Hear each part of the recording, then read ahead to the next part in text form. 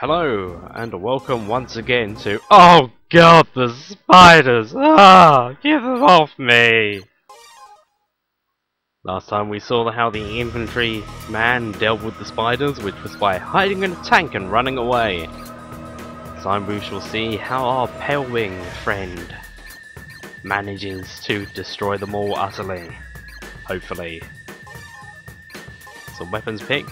I'll give you a chance to read all about the feast. The feast.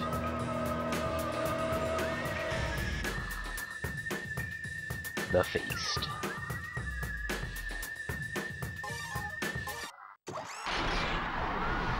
We start off in front of Lambeth Bridge with a load of spiders hopping around. With the Azuna A once again.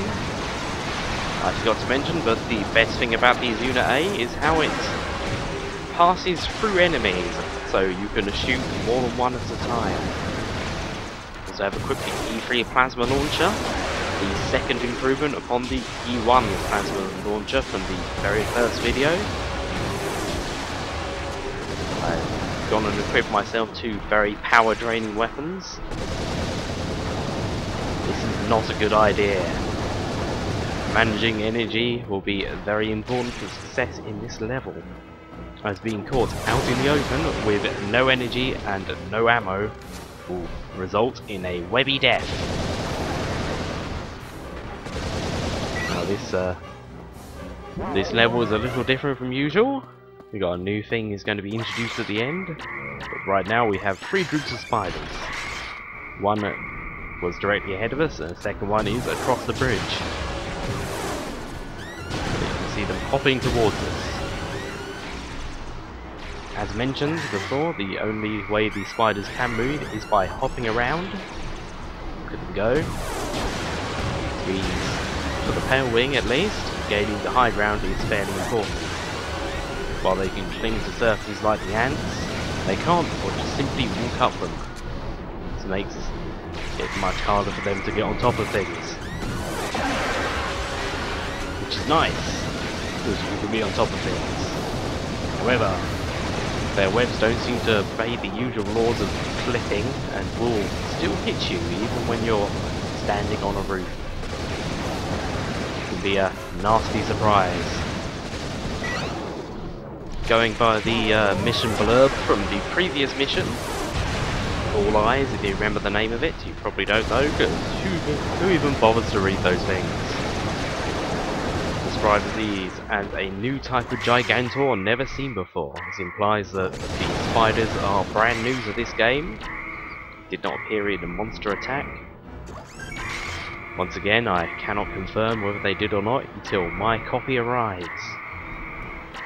Can't wait. It's going to be very exciting playing EDF 2017 with worse graphics and less stuff. It's going to be a blast! Just like that. This is the third group of spiders. Lots of them. We've got lots of exploding weapons to deal with them though. This is what I did not want to happen. Run out of energy. Luckily the Azuna A still has a fair amount of its energy ammo bucket. Probably not the right thing to call that. I'm grasping at words. It's worth noting that we do in fact have a E2 plasma launcher as well as an E3 unlocked. There's not much point showing it off as it's not any different to the E3 or the E1 except different levels of explosion. Doesn't have a different colour or anything. Still, can't argue with more power. In any case, we've only got one more spider to deal with. There he is. Boom. And here comes the carrier. This is the carrier, we saw it.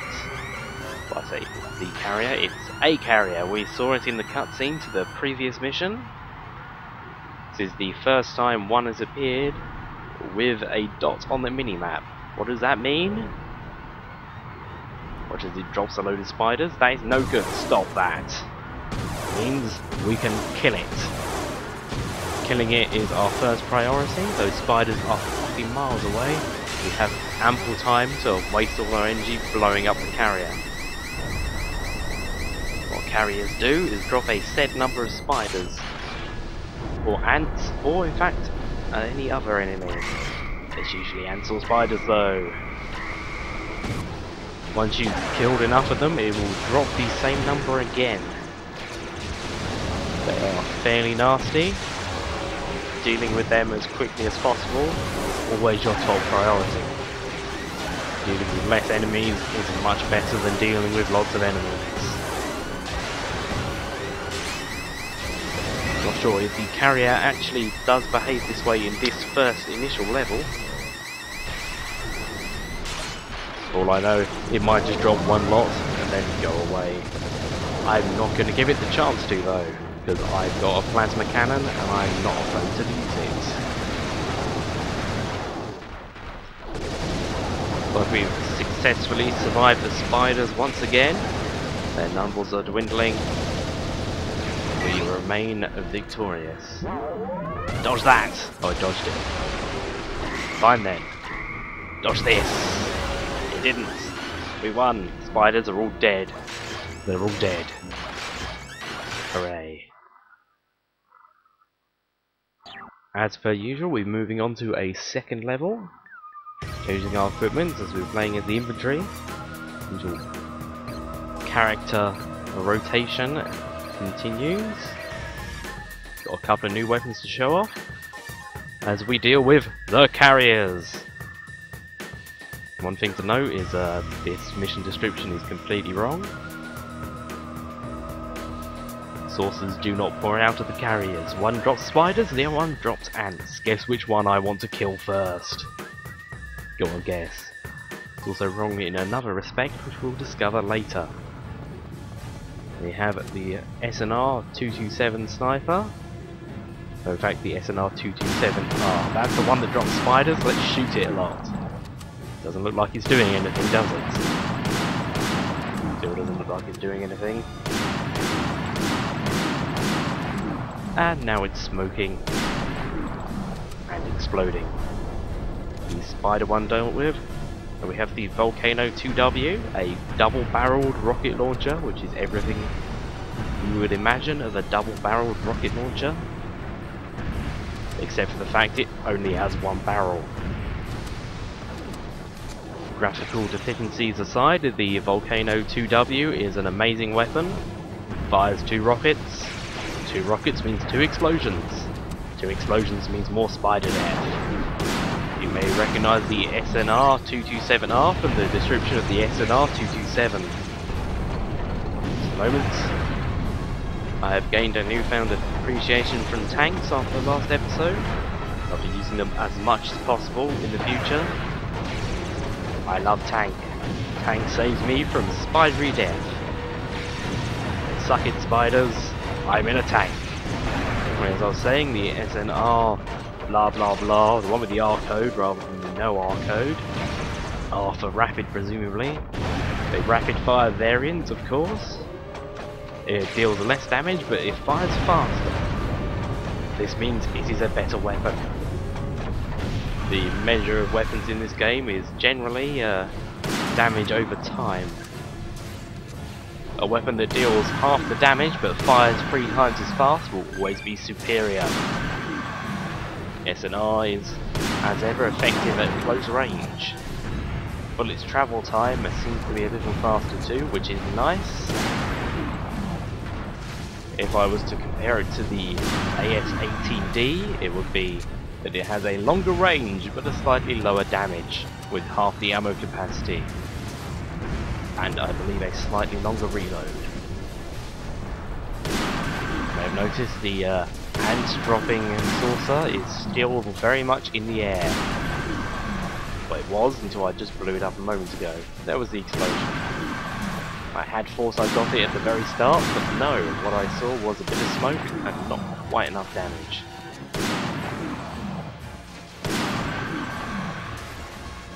The carriers featured in EDF 2017 were only damageable when they were opening up to drop enemies.